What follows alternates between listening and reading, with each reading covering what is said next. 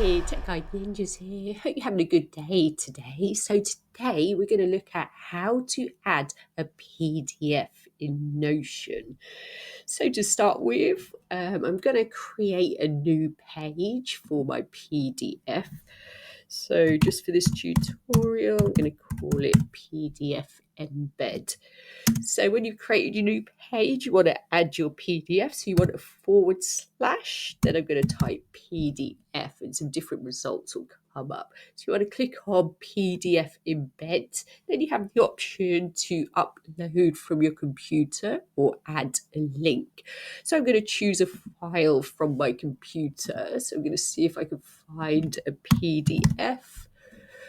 I'm going to add that, press open, and that will add the PDF to Notion.